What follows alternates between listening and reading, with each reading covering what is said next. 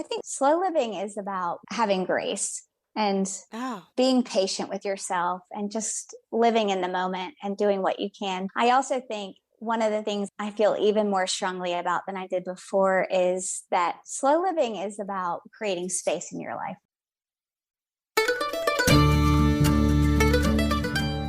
You're listening to the Good Dirt Podcast. This is a place where we dig into the nitty-gritty of sustainable living through food, fashion, and lifestyle. And we're your hosts, Mary and Emma Kingsley, the mother and daughter founder team of Lady Farmer.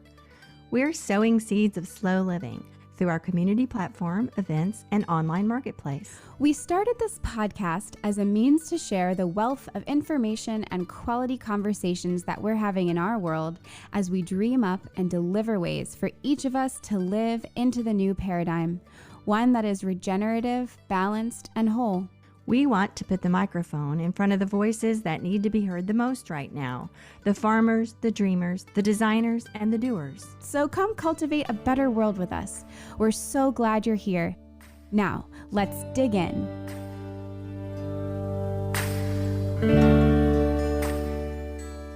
Welcome to the Good Dirt Podcast. I have a story for you, Mom. Would you like to hear it? Yeah, I like stories. I really do. Okay, so this is the story of my walk yesterday. Okay. So usually every day I try to take my dog on a walk. Doesn't happen every day. Most days it does. Particularly yesterday. Yeah. If you guys are in the Mid-Atlantic, then you understand the sort of crazy weather we've been having where it's beautiful, feels like summer, and then the next day feels like the depressing depths of winter. Anyways, took Nellie, my dog, down, and we walked down through my neighborhood to get to a trail. And right before we got to the trail, I was noticing these beautiful, what are those beautiful purple things that are coming up? Do you know what those are? I'll show you a picture. I think it's woodland phlox. Yes, that's what it is. Yes. So I was looking at them, and Nellie was sniffing over the edge of this area, which looks down onto like a thoroughfare. And I didn't notice anything, but I thought, oh, vaguely kind of smells like fire. But whatever, didn't notice. So then Nellie and I continue on down the trail, and then that's when I start hearing ambulances and sirens, and I start noticing that the traffic is piling up and people are rerouting. It's confusing because I'm in the woods and there's a trail, but it's really near like major roads. And then I notice there's a car on fire. Oh my gosh. On the road down there? Yeah. Wow. And Nellie knew what was going on before I did. I was right above it before. So crazy. And then people were stopping on the trail to look, and you couldn't really see much. The car wasn't on fire anymore. It was just smoking. It was crazy. So that's kind of weird, right? You don't see that every day. Yeah. Then we walked down further into the trail, and then there's a part where we can go off trail, kind of into the woods, where I can take her off leash. And so we get all the way to the edge of the river, and she's really interested in these fishermen, obviously. So she goes up, and I was trying to call her back, and then the guy turns around, and he's holding this huge catfish. It's like 2.5, 3 feet long. My gosh. It's like the biggest catfish I've ever seen. So went up, he let me take a picture of it. They were obviously so excited, and Nellie was excited. They let the catfish back. Yay. So it swam away happily. That was crazy to watch that happen. And then we keep walking and come to this fork in the woods, and there's this little sapling with a package of sausages on it. It was really weird. Oh, what was it hanging on a branch? Yeah, it was sausages hanging on a branch. Oh, like from the store? Yeah. Was it opened? No. I mean, they were not good anymore. They'd obviously been out in the sun. Maybe someone had gone down there and just left a pack of sausages, but hanging on the tree branch. Yeah. Anyways. Sounds like an abandoned barbecue. Yeah. Wow. So then we just kept walking, and, you know, it's been so dark and cold for so long, and this is literally like the first warmest day we've had in months. Yeah. And so I think that something really energetically was happening. Anyways, we continued to have a wonderful, lovely walk. Nothing else super eventful. But yeah, that was just like a little story. Kind of like, the Odyssey, like Homer's Odyssey. Yeah, it was like we were coming upon these different events. Yeah. And my dog was at the helm of all of it. Nellie was discovering things first. Yeah, she was. Yeah, and this whole wooded area where I can take my dog is in DC. Like, it's technically within city limits, but it feels like you're in the middle of nowhere. And then you just see random sausages on trees. So a couple of things. I have a couple of reactions. First of all, the sausages on the trees. I have heard, there's lots of pawpaw trees down there. Yeah. Just lots. All along the river, all along the canal path and everything. The C&O Canal Path, for reference, which parallels the Potomac River. It's a big park, just full of pawpaw trees. And I've heard that you can help pawpaws pollinate, so they'll actually grow the fruits in the fall by hanging meat on the branches. What? I've heard this, but they weren't unwrapped. I would have thought someone knew that and was That's really trying funny. to pollinate pawpaws. I've heard that. That's a thing. That's hilarious. It attracts a certain insect that pollinates the pawpaws. Whoa. Yeah. And it's also interesting because there's so many pawpaw trees down there, but you don't find a lot of pawpaws. Right. They're kind of hard to find. So I don't know if the animals get them or they're actually, they're not well pollinated, which, somebody might be trying to do that down there. I don't know. But they were still wrapped in plastic. Yeah, they were like it was like a package of sausages. That doesn't quite add up. But that's funny. That's a very funny almost. The other thing about your story is that big giant catfish. How long did you say it was? I mean, 2.5, 3 feet. No. It was like this big. Okay, so this reminds me of that fairy story. Do you remember the fisherman that went and caught a giant fish and the fish talked to him? Yeah. I think it's called the fish wife. And the fish asked him, please let me go. I'll grant you 3 wishes if you let me go. Mm-hmm. And so the man let him go, and he went home and he told his wife about the 3 wishes. And his wife first, they were really poor and lived in this little shack, and she asked for a bigger house. And so she had all these nice things in a bigger house. And then she decided she wanted more. So she took up the second wish, and you know where this is going. And then the third wish. And then, I forget what happened. Something bad happened. Oh, yeah, something like... It all got taken away. Yeah. She was She too greedy. wanted more and more and more. Yeah. And the fish was so wise and knew all along. The fish knew that they were going to take advantage. Have to link that story in the show notes. Yeah, we'll find it and we'll leave everyone in suspense. On the edge of your seat. But I also don't like it that it's all blamed on the wife. But anyway, what's that about? Anyways, we'll get it straight. So Homer's Odyssey. Yeah, The Tale of the Fishwife and Pawpaw pollinating. Really interesting walk. So, So, first week of March. Yeah, it's my birthday tomorrow. Really? Yes.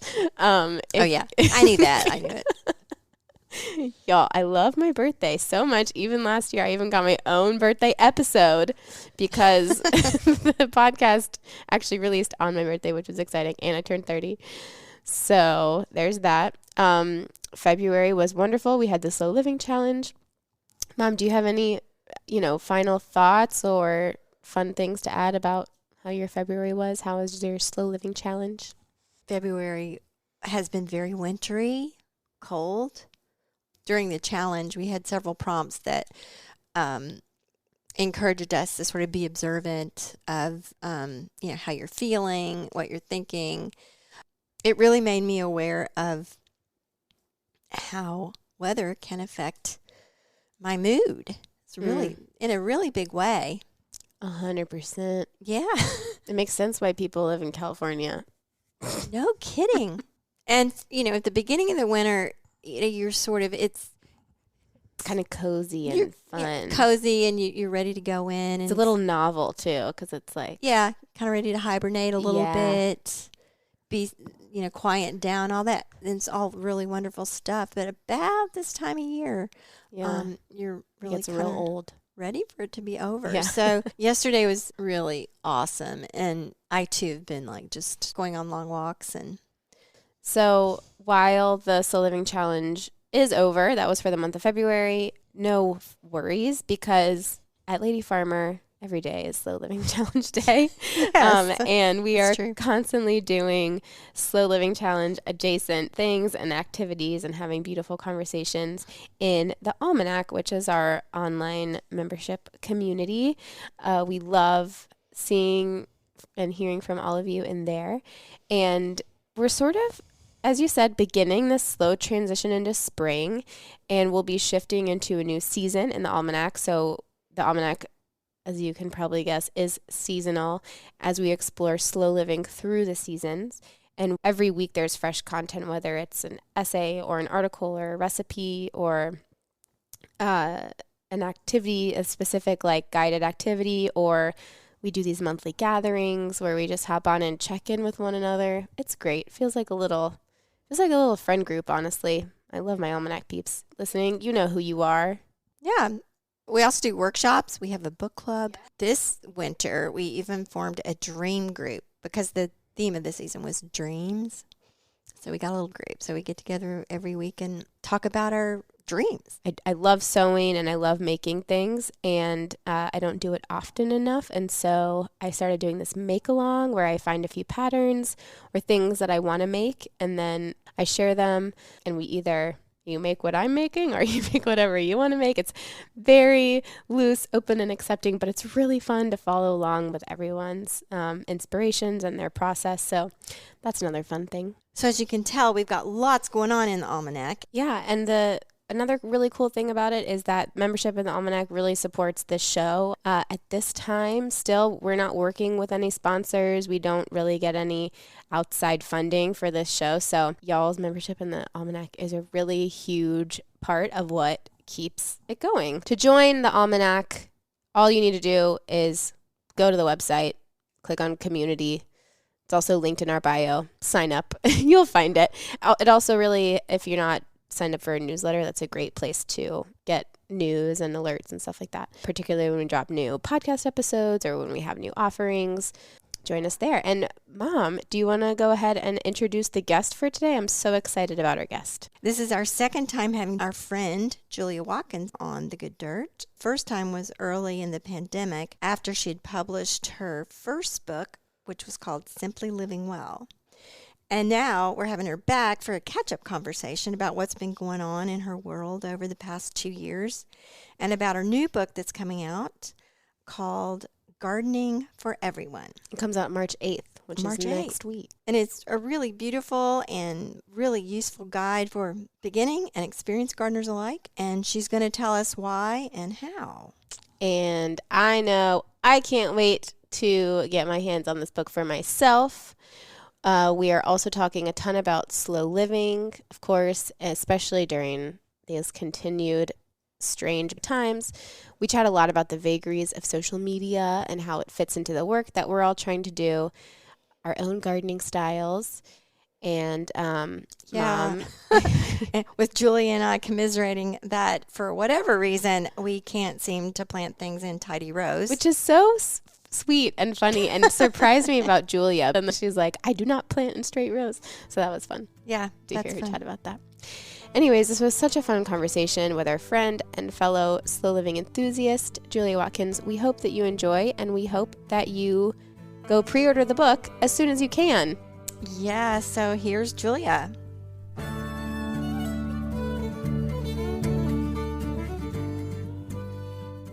So, how have you been since we last talked to you? And what's been going on? Gosh, well, it's been going on for 2 years now. I know. So it's hard to sum up how it's been because it's been kind of a roller coaster, right? Yes. I feel like the beginning was so jarring, and then we got a little break, and now it's a little turbulent again. But I don't know. I don't remember life before the pandemic. What is normal life like? I think the beginning was the hardest for me because I was working and full-time parenting. And I've done all of that at different stages. I've been a full-time stay-at-home mom. I've been a part-time worker. I've been a full-time worker, but I've never been all of those things at once. Yeah. And I think even all of those things individually is a lot in our society, the way we're organized, the way we don't really have a support system in place.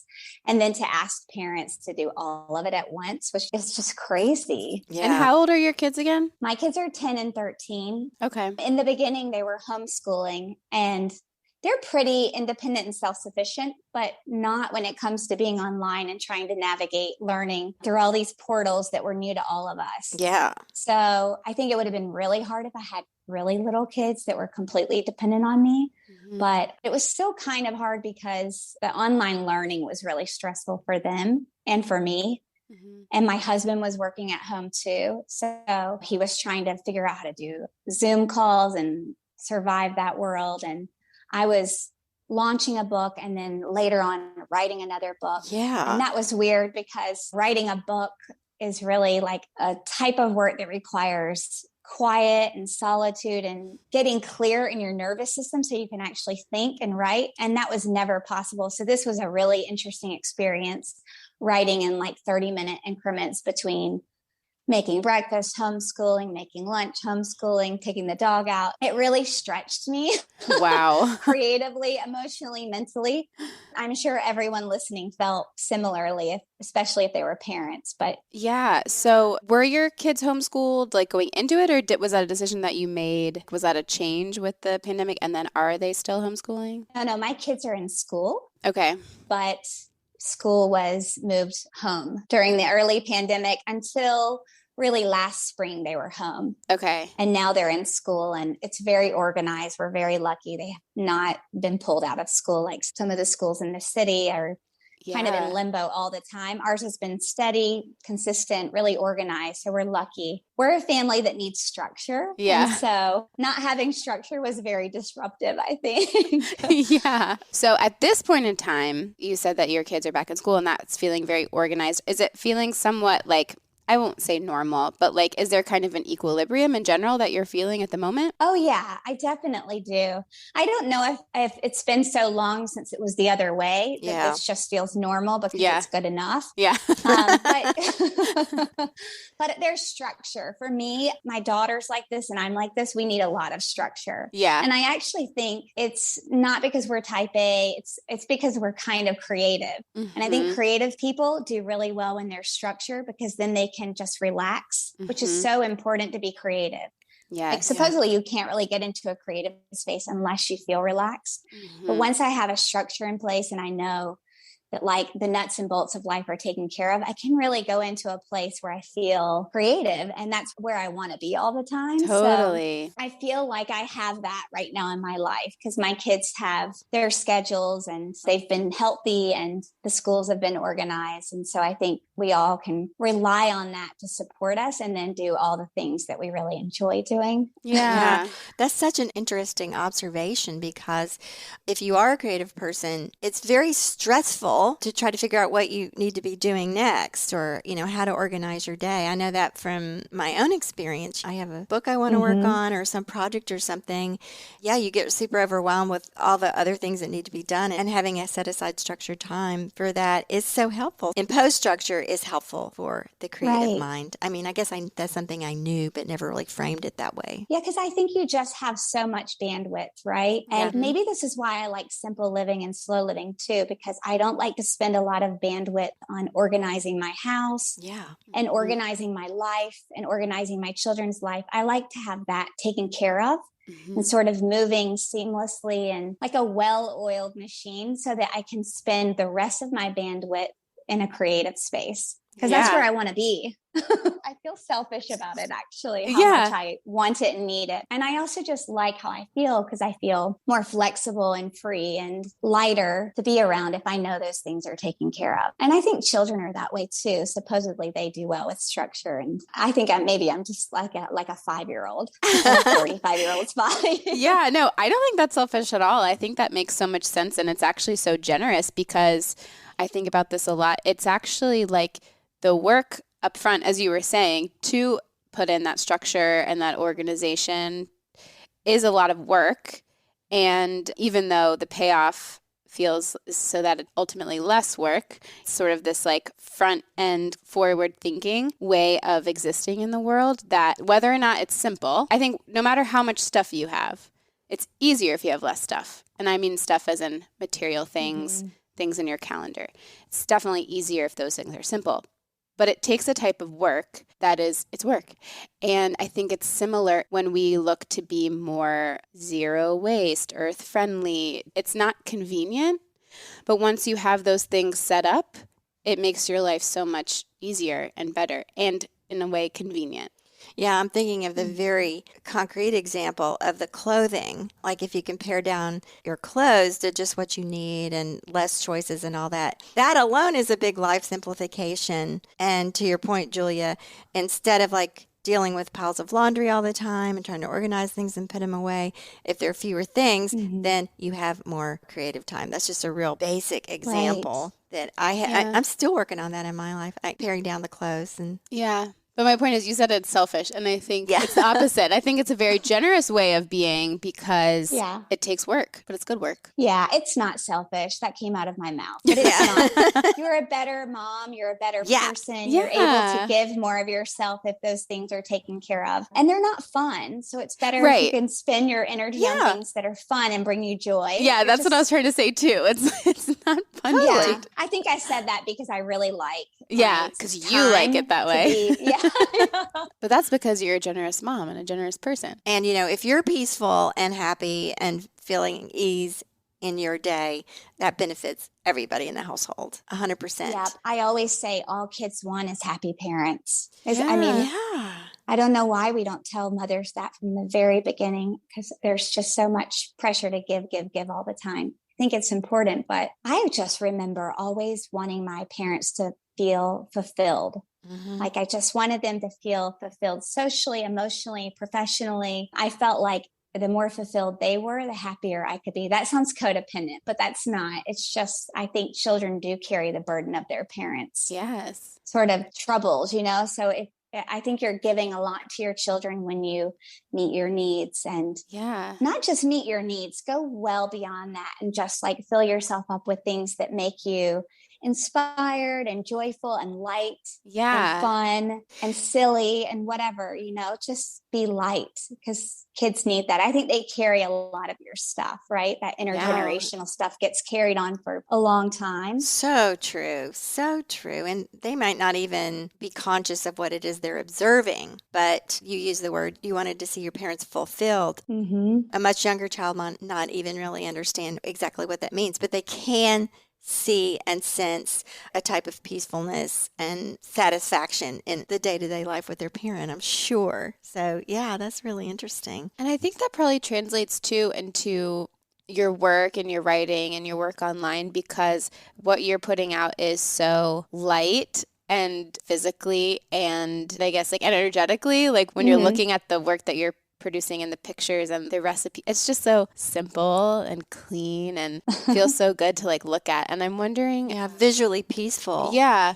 We chatted a lot about that in our last conversation with you. So people listening can definitely go back and tune in on that. But I'm wondering if you've noticed any shifts in sort of your audience and what they're responding to. And it's been almost 2 years since we talked. So yeah, going on 2 years. Yeah. So, and the kinds of things that you're feeling drawn to and what you're enjoying creatively producing and sort of in that realm. And if that spills into the book talk too, that's okay. Yeah. However you want to take that. See what happens. And how do you think the pandemic has played into the evolution of your audience and your work? This is such a great question. And I wish you had a panel because I'd love to hear what other people have to say. It's something I'm really curious about. And it's kind of mysterious. You can't really read other people because you can't see them.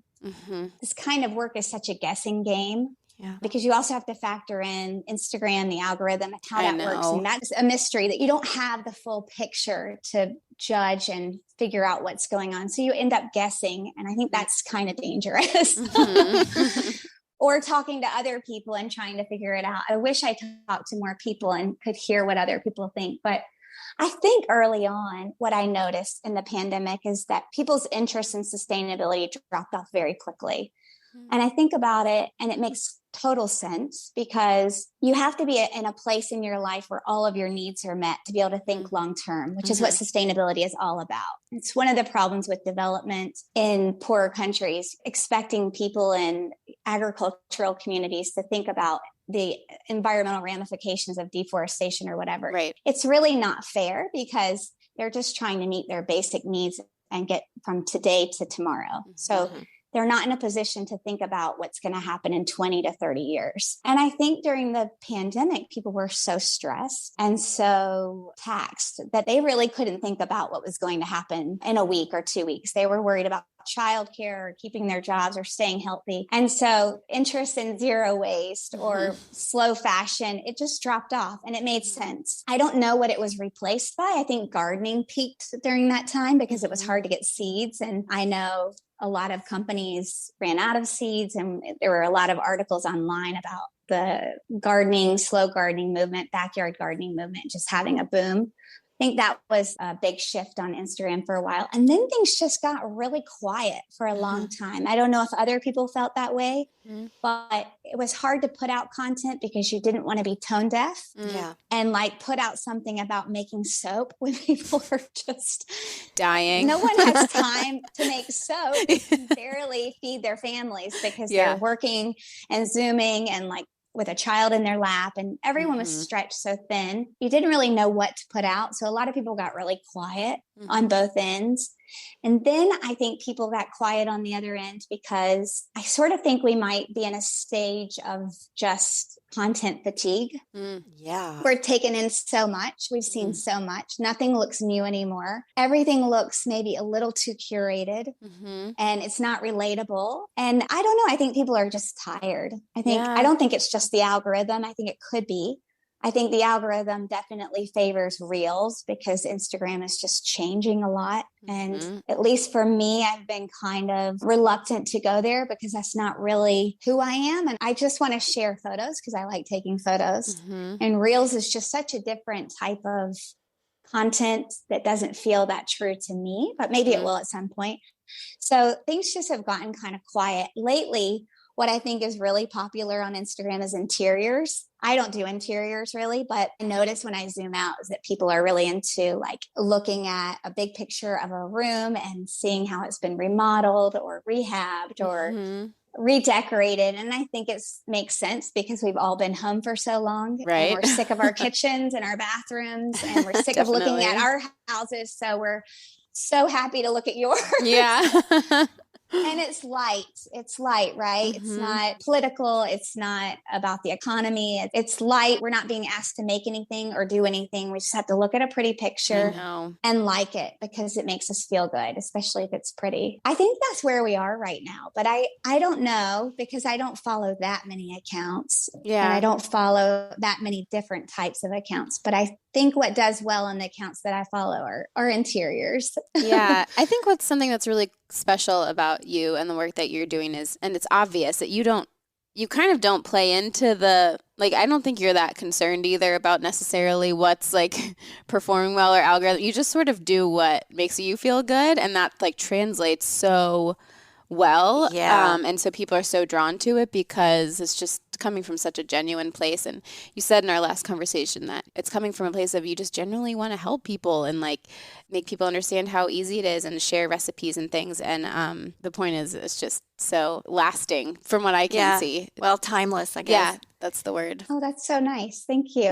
I definitely don't plan out my content. Yeah. I didn't know people did that really. Yeah. And then I've heard people say that they planned it out like for a month. I thought mine is kind of all over the place, in part because it's very much what I'm really doing in real life. So one day I might post gardening and the next day you might get whiplash because all of a sudden I'm making soap or something. But it's just because I try to stay true to what I'm doing, but then take pretty pictures of it. Right. It's not created for your consumption. It's created just to share. Yeah. It's created as an outlet for you. Selfish. Right. I'm just kidding. Yeah. That's so selfish. Sure, you're posting what you want. My I goodness. thought about going off of Instagram for a while because I thought maybe it's time for me to do something different. And then I work with my husband for Look Far, and I love the work because I do storytelling. And I get to find out about the work that people are doing in the field. And they're these small organizations doing amazing things. But it's not enough for me. It's not an outlet for my creativity. I realized I kind of need Instagram. I'm getting a lot from it because I have a place to just like share it. Yeah. Yeah. Keeps me inspired. Yeah. Much as I complain about it, I'm benefiting from it in some way. Or do you feel that way too? I do. At my age, I should be thinking about retirement, So I sort of have this rule that I'll do things that inspire me and keep me moving creatively. But when it gets to where it feels very stressful or annoying or what, I tend to not do those things. I let someone else do them, yet the younger people do it or whatever. But yeah, it's just kind of my own little guideline. Like if it's inspiring to me and it's pushing me creatively, and then I'm all there. Yeah, I think it's a little harder when, like in our case, there's just so many things that we're like promoting and like talking about at various times. And so it can definitely feel, I think that naturally the platform has evolved to, it's a marketing platform, it's really, that's what it's for. I think that gets old. It feels like you're selling something. What's so lovely about your stuff is like, you're really not selling anything. You're just sharing. Well, I think that's lucky. Yeah. What I'm doing makes absolutely no sense. On Instagram, I'm really like, I'm not trying to get products. Yeah. I'm not making money off of products. Yeah. I'm really like working for free most of the time. Yeah. I don't feel like I am completely. I am going to have to sell a book soon, but for 2 years at a time, I'm not making any money or anything. Right. Before we get into your book, we want to hear all about that. I'm just curious. My next question to you is, of the content that you have been putting out in the last 2 years during this whole COVID era, what have you seen people responding to? Yeah. What have been the big things that people are getting from you they love? I think sometimes I don't feel like there is a lot on the other side, to be very honest, because I think early on, I grew so quickly and there was so much excitement about what I was doing because it was very zero waste, and zero waste was very trendy then. I got used to being flooded with response, energy. And that was like my introduction in it. And then it really slowed down after the pandemic. It's not a bad thing, but I also shifted my content because I just enjoyed sharing more about like the full spectrum of slow living, which is just like a little less trendy, a little less of one thing. And it's just a slower, more gentle type of sharing. So things slowed down on my account. I think people have always been excited about simple things that you can make. I always notice sometimes I'll share something really complicated and I'll think it's so cool and no one responds. Then I'll share something so simple that you can make. And I think because people feel like, oh, I can do that. Yeah. I can make no knead artisan bread. That's no problem. And I know that I'll actually use it as opposed to like that, mending kit that you made or whatever. I know I'll eat the bread. Things that people can do easily and that a lot of people can do and that they'll use usually, I think do really well.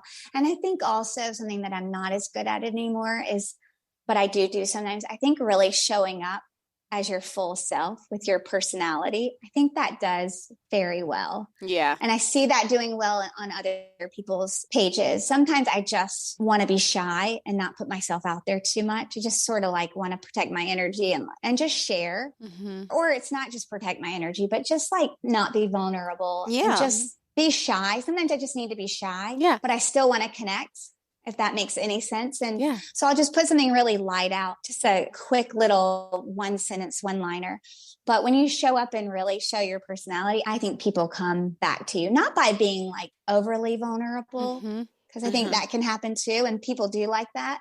But just like showing people who you really are, it invites people to come to you. Isn't that amazing how that works? Yeah. Because then there's a person and a story behind the images. And yeah. And I think it gives the audience or the person on the other side like permission to be who they are. And like that feels really good. So I just love that aspect of it. Humans love stories. I know. And they do just knowing about other people. I mean, that's why Netflix is so big. Yeah. That's why this podcast is so fun. Yeah. Yeah, I know, like sit down and really talk to people. And a couple of the accounts I follow that I find that I get really excited about are the ones where the people get on and they show up and they haven't brushed their hair and they look like how you look. They don't look like they put on a really nice dress to go gardening. They look like they're really gardening the way we garden. And they're making something and it's real. And, you're at home alone, you're kind of lonely, but you feel like, oh, this person really shows up. And I feel like I would be friends with them in real life. And they're not putting on a show at all. And they're not trying to sell me anything. I just really like them. Yeah. And I also haven't brushed my hair. And so it's just like very appealing to me. Does that make sense to you? Yes. You know what I mean? It's like you're FaceTiming with a friend. It's very likable. The other day I was trying to share some slides about some sock mending I'd been doing, and I'm not very good at it. And the stitches looked terrible. And also the socks were stained, because they've been out in And I was like, ew, I need to explain to them that I did wash those socks and, and the stitches looked all terrible and everything. And then I thought, no, this is it. These are my stained socks and these are my crummy stitches. And here you go. So that's so refreshing. You have to get over, the perfectionism of Pinterest. And, like things on Pinterest are so curated and beautiful. And then, Instagram, I think, has gotten a little less so. But, oh, my goodness, TikTok is like the opposite. TikTok's like uncurated. Have you been on TikTok at all, Julia? Mary, are you on TikTok? I am not. I just show her TikTok. Emma says, look at this, Mom. And she's like, what's even happening? No. I cannot TikTok. It's just the vibe is like totally like, no. It's hilarious. It's too much, but it's very funny. Emma likes it. I think it's funny. I think it's a lot funnier than Instagram, at least the TikTok that I'm on. And I think you'd be a little more creative, which I appreciate on TikTok. Oh, okay. I haven't really been on TikTok. I see the things people share on Instagram for TikTok, but I have a friend who's on there, and I did look at her account. She's really funny. I feel like a lot of funny people are on there. Yeah. It looks very complicated. Yeah. There's so many scenes, and I don't know how to do it at all. But it's a little like jarring for my nervous system. I feel like I've been beat up. Whoa. I agree. Like, what are all those crazy voices and stuff? Like, I don't get it. Like, I feel like a lot of it goes over my head, and I don't want to take the time to try to absorb it. But it's not the platform for perfectionists, for sure. Do you like listening to The Good Dirt? I hope you do, because you're here listening to it. And are you looking for more good dirt in your life and a community of slow living enthusiasts to connect with, all while supporting your favorite sustainable living podcast? Well, we're so excited to offer the Almanac. It's our private, slow living community network where we share workshops, activities, articles, essays, recipes, and so much more that align with our community's sustainable, slow, seasonal way of living. As a member, you'll have access to information sharing and discussions on numerous topics of interest through online threads and frequent live virtual gatherings. Members receive access to a virtual community of hundreds of other slow living enthusiasts, as well as Almanac exclusive events, workshops, recipes, playlists, online gatherings, and a book club. We offer seasonal activities and ongoing discussions on a variety of topics to guide you on your slow living journey. Also included is 10% off the Lady Farmer Marketplace year-round, numerous resources and more, and discounted Lady Farmer events, including the Slow Living Retreat. As a Good Dirt listener, we are excited to offer you 20% off your monthly membership and 3 months free, which is basically an entire season, if you sign up for the year. So go ahead and go to ladyfarmer.com/community to sign up with this special offer just for Good Dirt listeners. Yay! That's ladyfarmer.com/community to sign up for 20% off a monthly membership of the Almanac or 3 months free if you sign up for an entire year.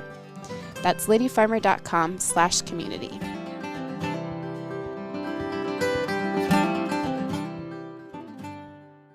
Right. It's the opposite. Oh, well, that's kind of nice. Yeah, it? yeah. What do you guys think? Is Instagram over?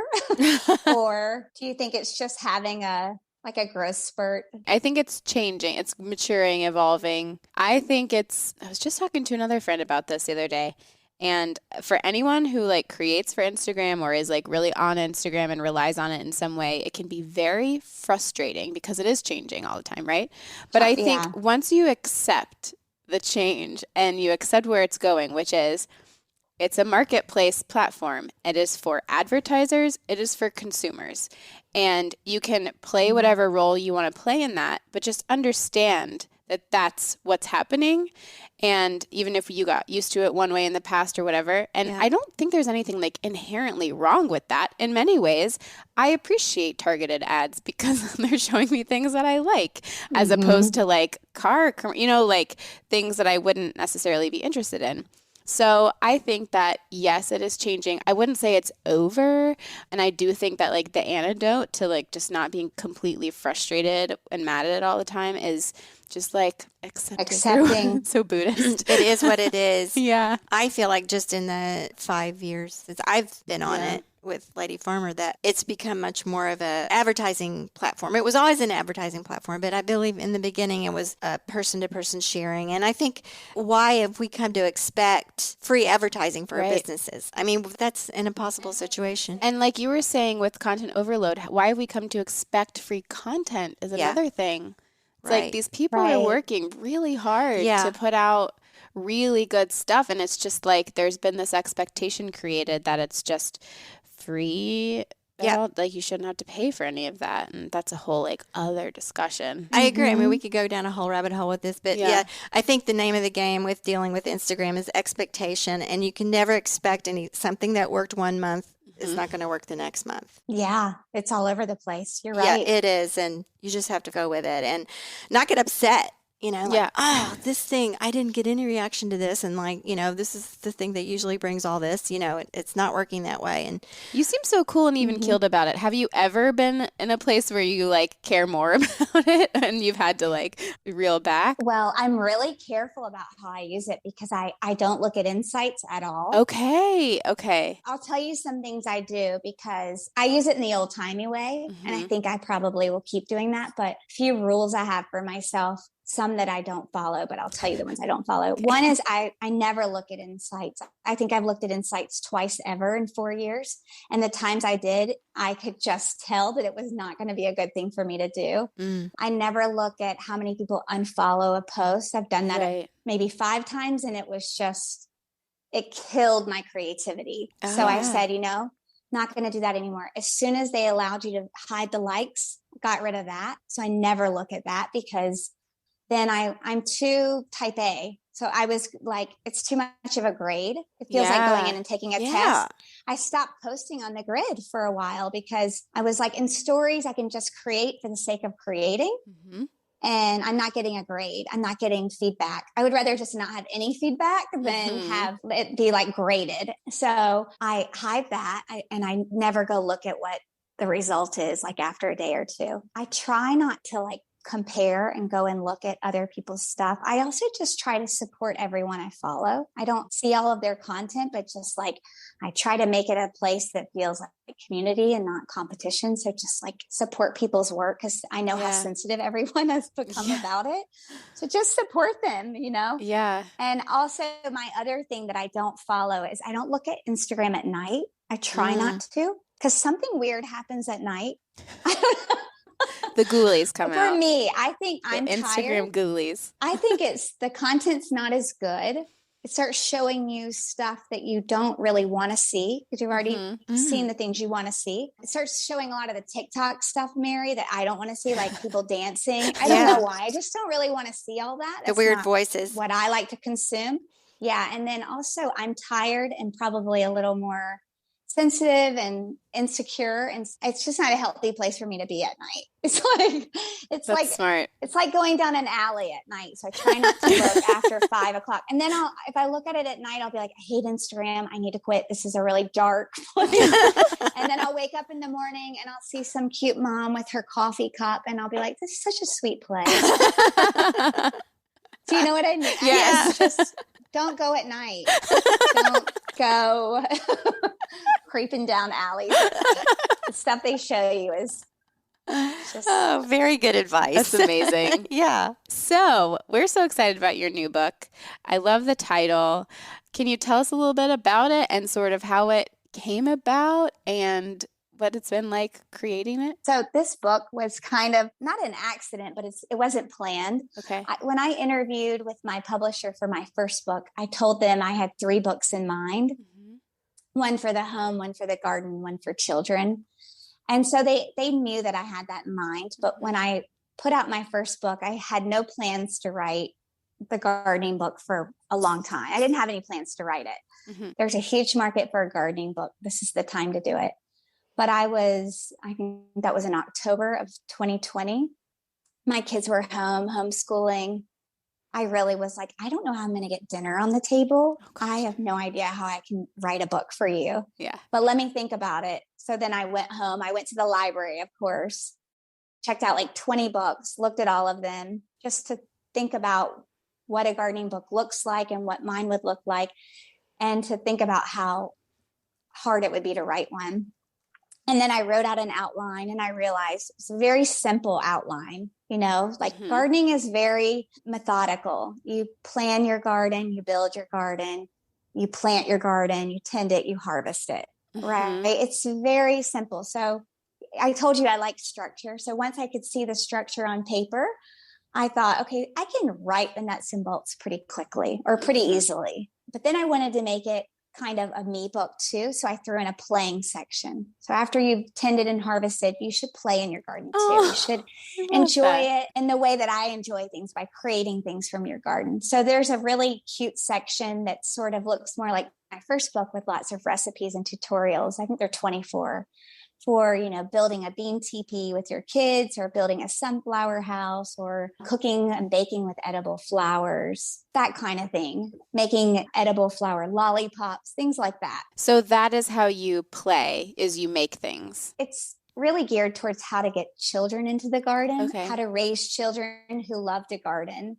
And the idea is that when they see you in the garden and you invite them to do fun things in the garden, they grow up learning about this world that brings you so much joy. And hopefully they'll grow up and want to do something similar mm-hmm. when they're older.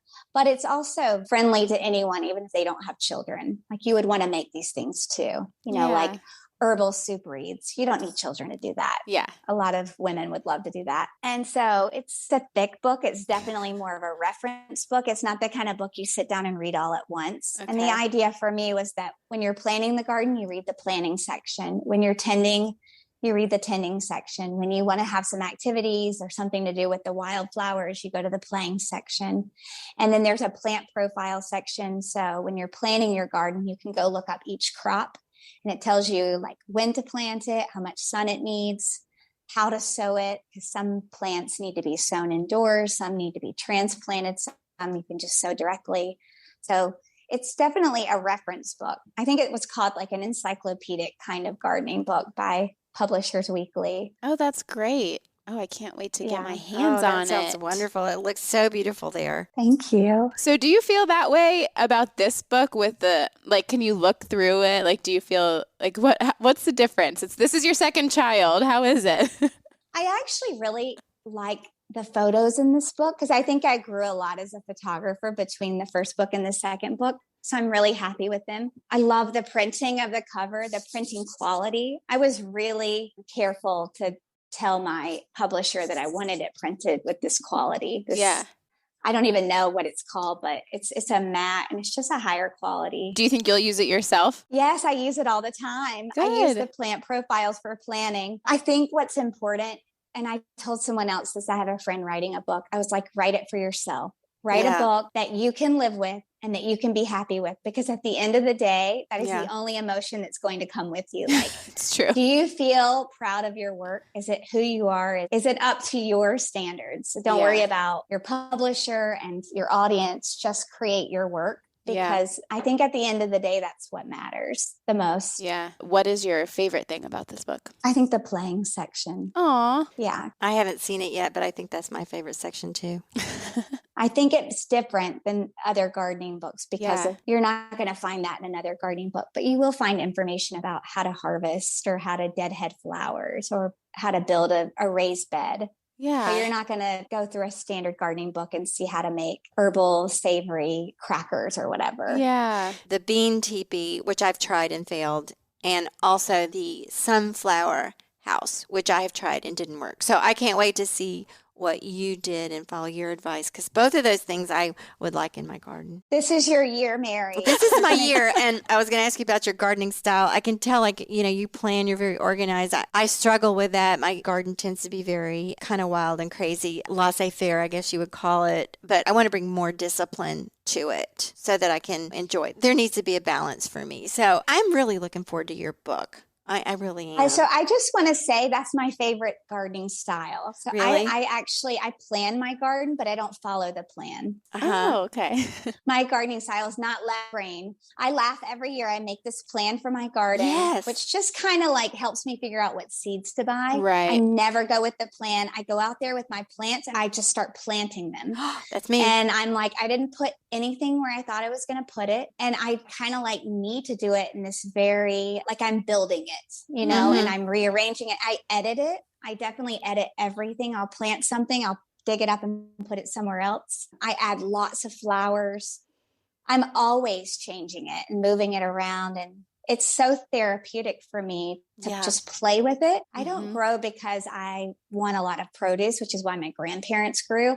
I grow because of the whole process. I'm way more into the like actual doing it than producing anything, which I'm guessing, Mary, you're kind of like that too. Absolutely. You're so artistic. Well, we even belong to a CSA, so I've got plenty of produce. I don't depend on the produce, but to me, it's like a big painting. Like, I've always wanted to be a painter, but I've never really gotten there. But to me, a garden is a painting. And, because you're establishing colors and design and lines here and there, and you can move things around and, I want a little red here or blue here. And it just feels like that to me all season long. And then you even like visualize how you want it to look the next year. Next year, I'm going to plant these things in the middle of that, and That's exactly how I garden. it's fun. I've never been able to plant in rows. Same here. And they're never like a row of vegetables or something. I know. What is that? I cannot do that to save my life. I can sometimes do a row of like carrots on the border, but then it's in a bed with like 25 other things. Yeah.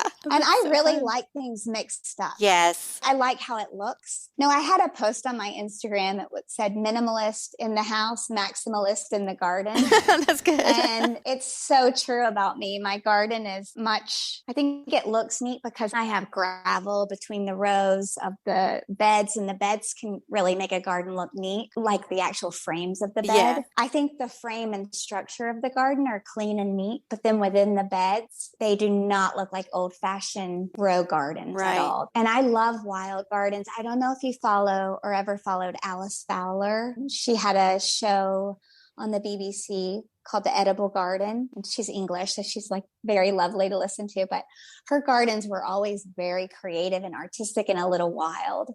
Yeah. And I love them. You would love to watch those shows. Oh, I will look her up. And the more we're learning about the biodiversity in soil and the biodome and all that, the diversity is what we need to fertilize the soil, the good dirt. Yep. And when we do the kind of traditional way, or the more, the more conventional way of gardening where everything is in one place, that's where you run into trouble with bugs and stuff, and more trouble, the whole monoculture idea. So there is something to be said for this, and Doing it closer to the way like nature does it. Yeah. I'm sure you've heard about the whole rewilding movement.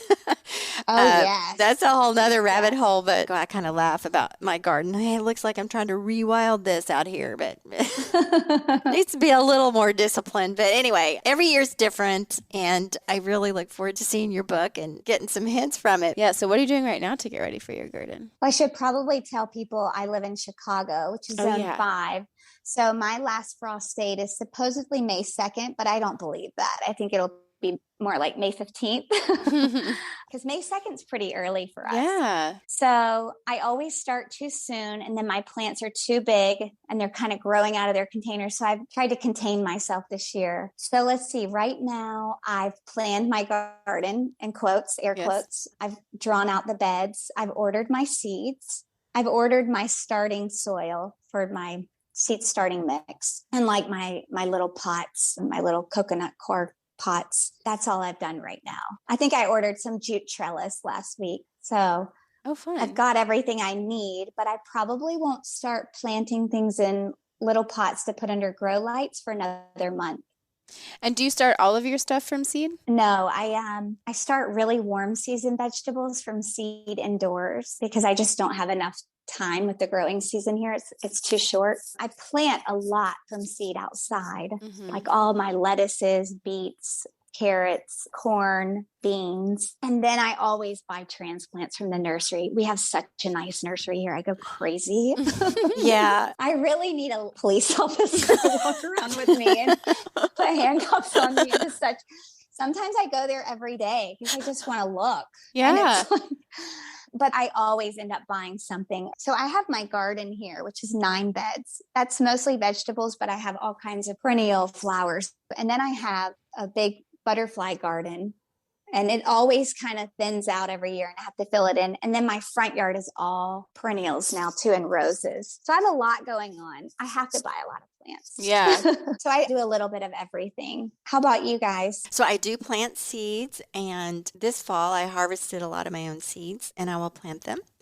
I haven't bought any seeds yet. I probably will, but I'm really trying to hold off because I always overdo it. And then I get super stressed out because I don't want to waste the seeds. Yeah. I just find it really stressful. Then it turns the joy of putting in my spring gardening into feels like a big giant push.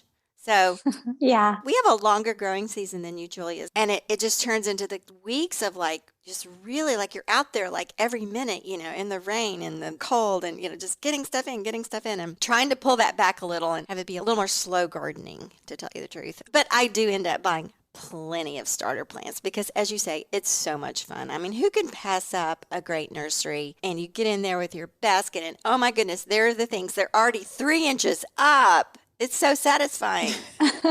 I know.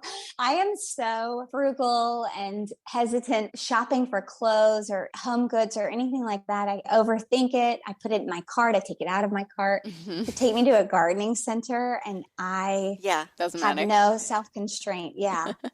I have a little, but not a lot. When things are just, $2 or $3, it seems so innocent. And then, you end up with 50 of them. So, and then you get home, you have to plant them. And I'm curious how you address the different zones and stuff in your book. Yeah. Because gardening is so hard to that is be universal about. Yeah, it really is. And also the United States uses hardiness zones, but other countries don't. So so that's trying to make your book universal for people in the UK and in Australia and New Zealand is a little tricky. The thing about hardiness zones is that they really only apply to perennials. So it's a little limiting. When you say I'm from zone 5, you're not necessarily saying when you can start to plant, because when you start to plant depends on so many other things, like your first and last frost date, which you can look up from anywhere in the world. It also depends on microclimates, which are not a huge deal where I live. But if you live out in San Francisco, you can literally turn a corner and be in a completely different microclimate. So the book talks about hardiness zones for maybe half a page because they're not really as important as you think they would be. They're important for when you're picking out perennials. So if you're going to go buy a lavender plant, it's good to know that it's only hardy in zones. I can't remember which zones it is, but I think it's 6 and up. Maybe it's 5 and up. So I live in zone 5. If it's 6 and up, I shouldn't plant it if I'm expecting it to come back next year. For things like that, I think hardiness zones are really, really helpful. Otherwise, they're just sort of a way to indicate to other people in the United States, I live in a cold climate, I live in a warm climate. You know what I mean? That's how I think of them, at least, because I'm not even buying that many perennials with my veggie garden. I'm buying mostly annuals or maybe occasionally a few perennials like rhubarb or, strawberries, but that's not much. I don't have much of that. Otherwise, I think most of what I wrote about is so general that it could apply anywhere. Okay. It's funny. I'm not the biggest gardener, and so I feel kind of like an imposter sitting here in this gardening conversation. I kind of want to be more of one. I'm excited about this book. For me, it just feels kind of intimidating. Yeah. Part of it is stage of life. And part of it is where you live, being a model for the urban lady farmer and what you can do in a city. Just be the model urban lady farmer. It like makes me not want to do it at all. I do address small space gardening because my editor and my literary agent live in cities. They're in New York and London. And so they were really interested in knowing what they could do in a tiny little space. So I talk about container gardens and even windowsill gardening. And I definitely write the book for a beginner. I start from the very beginning. I think a really seasoned gardener will be like, yeah, I know most of this. But I think a beginner to an intermediate will learn something from the book, or a lot. But when I lived in DC and I had a baby, I didn't really have time for a big garden. So we had 2 beds and a lot of terracotta pots. Yeah. And it was just small, but I feel like that's how I learned to garden. I went very slowly. I did that for 2 to 3 years and then added more beds. And then we moved to California and we had to learn how to garden in a slightly different climate. And I still only had a few beds and my kids would just do square foot gardening. So I would divide the beds into squares. And I loved that because they could pick what they were going to put in each square. And then you could look up how many plants to put in each square. But you could just start with 1 bed and do square foot. And then you're so young, just to start small and learn little by little. Yeah. By the time you're my age. So old. I don't know how much. And Emma, you'll be a pro. You don't have to start with a huge backyard. One thing at a time. Just start with 1 bed, a couple of pots. And also, she's being too modest, Julia. I'm sitting here, I'm looking at a shelf she has with I do have indoor plants. All these nice indoor plants and pots. Those are so lovely. Easy. And you grew last year that precious called the fairy tale pumpkin. So cute. Do you know the fairy tale pumpkin? Have you seen? I forget where I got the seeds. I got the seeds off Etsy, but it was so cute. It looked like Cinderella's carriage. Little green pumpkin. And I used it for my Thanksgiving centerpiece. So Emma, give yourself credit. Well, the way that I did that is I dug a hole and put it in. That's what it takes. That's how you garden. Yeah. See, you already know. Has your idea of slow living changed at all in the past 2 years? I don't think it has changed that much. I think I've stayed pretty true to it. The only thing is that when I was working full-time and parenting full-time, I remember thinking, wow, slow living is really hard when you are this busy. Yeah. So I think I definitely have more compassion for people who are that busy. Mm-hmm. And I see how hard it is to make a meal from scratch or to mend a sock and not just throw it out and buy a new one and to drive somewhere instead of walk somewhere. I mean, you do what you can do and you have to just be graceful and forgive yourself. And I definitely had to do that. And then there was shopping online, having groceries delivered and trying not to feel guilty about that. Yeah. It's okay. I think slow living too is about having grace and being patient with yourself and just living in the moment and doing what you can. I also think one of the things I feel even more strongly about than I did before is that slow living is about creating space in your life, right? It's about clearing away the non-essential so you have time and energy and bandwidth for the things that you really love. And I think what the pandemic taught me is, I talk about the nervous system in your last podcast, but our nervous systems are so full right now. I don't even think most of us realize how full they are. Even when times are easier and our kids are back in school, we're still dealing with the stress from the last 2 years because your nervous system's like a cup.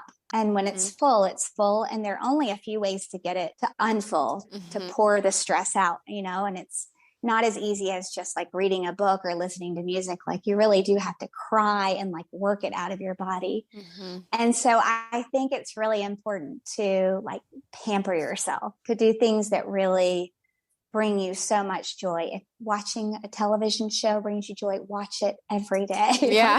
Listening to music, if eating this banana bread or whatever, like, I think you should just pamper yourself. And to me, that's part of what slow living is. It is just really enjoying your life and treating yourself with things. And I think right now people are so full, and I don't know how long that will last. I've always wondered like how much trauma people went through during this time and how it will impact their short-term and long-term health. Not just because of the COVID virus, but because of just the sort of chronic issues you have from having stress. Like, really clear out space for yourself. Like, I feel more strongly than ever that it's okay to pamper yourself. I'm Gen X. I feel like we were taught that, watching too much television was lazy, or I don't know. I don't know if that your generation's like that, but I feel like mine was, or just doing certain things is lazy. I don't think it is necessarily. Right now we're doing the slow living challenge. Something that's come up a lot in conversation is people are noticing how addicted we are to productivity and how much we tie our productivity to our worth. And I think that's a little bit of what you're saying, like, yes, detaching from that idea. Like, the reason why it's so hard to watch a show is because how is that productive? What are you doing with that time, that you could be doing something else?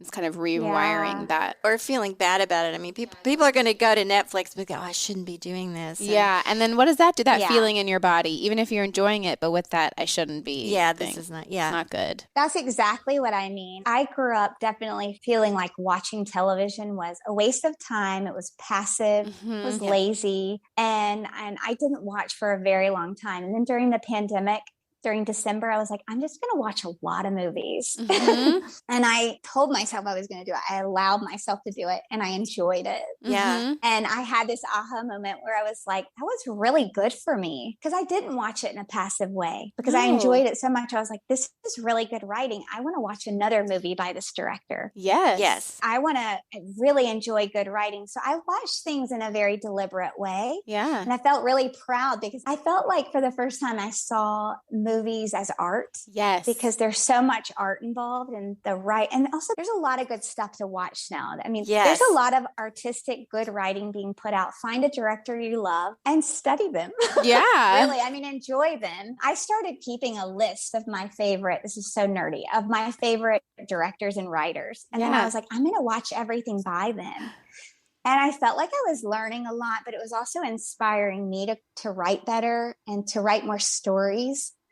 So I started thinking on my Instagram, it would be so much more interesting if I wrote more in a story form, or I haven't done that. I wasn't watching it in a way where I was just being a zombie. I was watching in a way where it was inspiring me. And I thought that's the kind of stuff that people need to do more and feel okay about.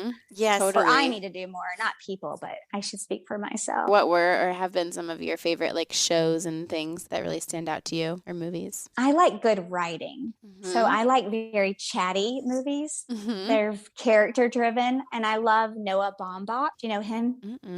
He wrote A Marriage Story. Oh, yeah. You can watch that now. I love him. That was he's good. married to Greta Gerwig, who wrote Little Women, the newer version. Yes. And I think she's just so quirky and funny, but I think her screenplays are very good too. Yes. Did you see Frances Ha? That was an older one that she did. I think she's so cute and quirky. I love it. And I like all the sort of Woody Allen movies and that whole genre of very cerebral, chatty, anxious New York.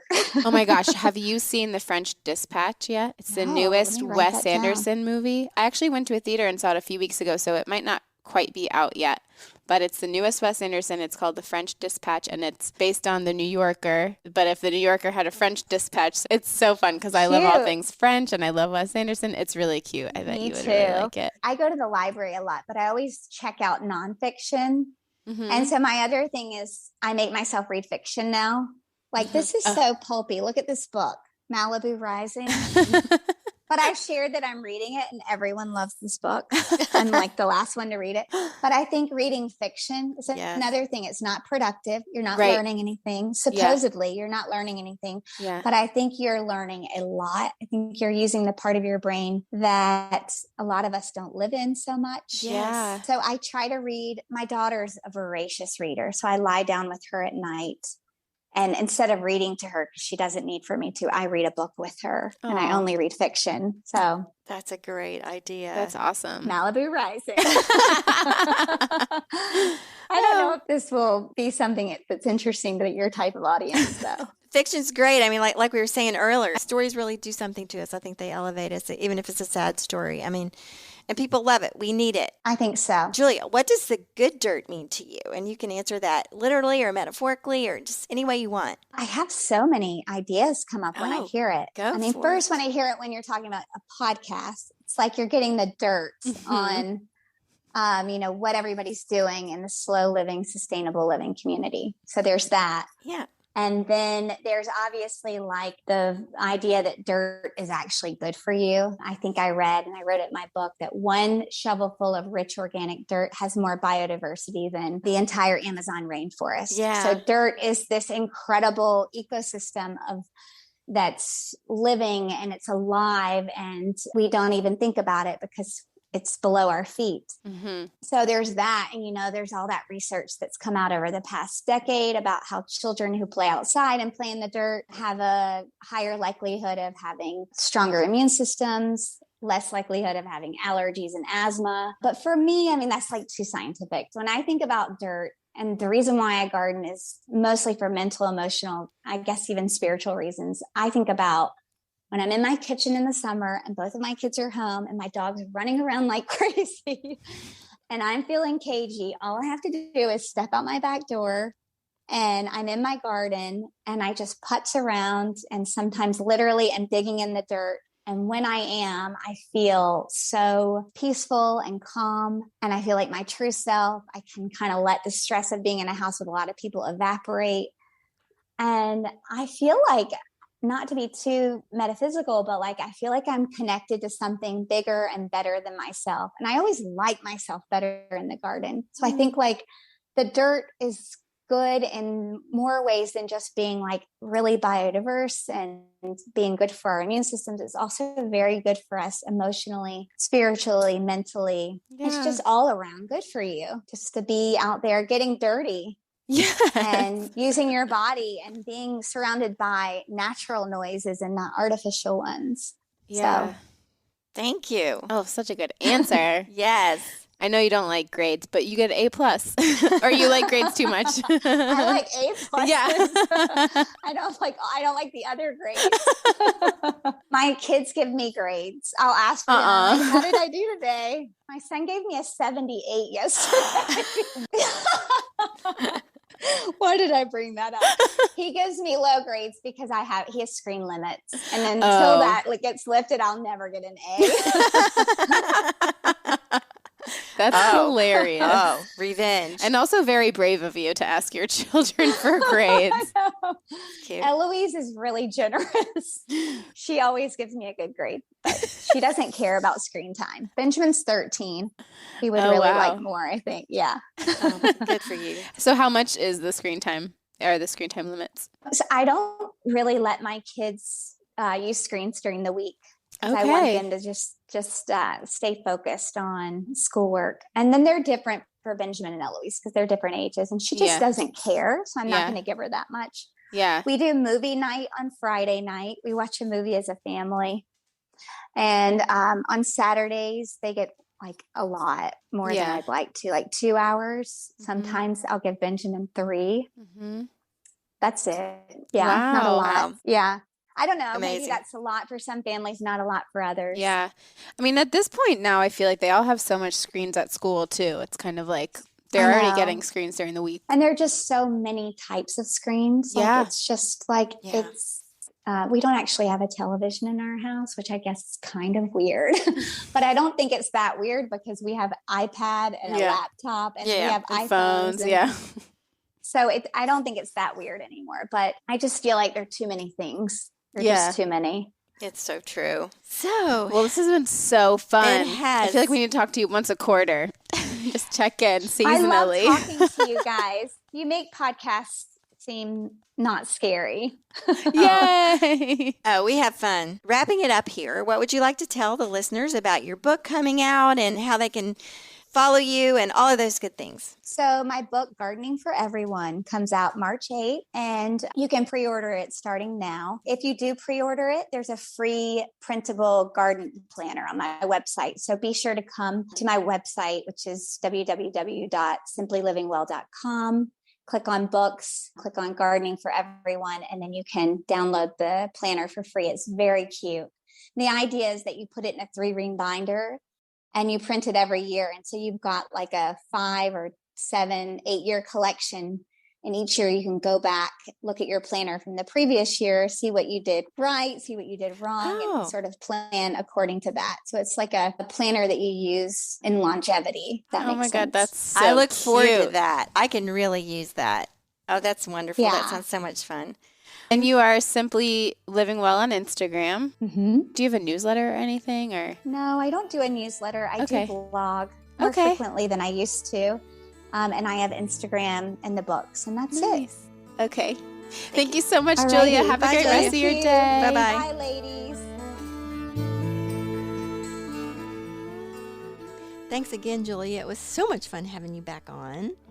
Yes, and thank you for being here, Good Dirt listeners. We're here every Friday with an interview, and we'll be adding some fun new things throughout, so make sure you stay tuned. And if you're not already signed up for a newsletter, definitely do that. If you enjoyed this episode or any of our Good Dirt episodes, please consider sharing them with a friend. We really rely on word of mouth to get this good dirt spread around. It really means a lot to us. Thank you so much. Yeah, so everybody go order Julia's new book, Oh, yeah, that too. Gardening for Everyone, and sign up for the Almanac. Yeah. All right. We'll see you next week. Bye. Bye.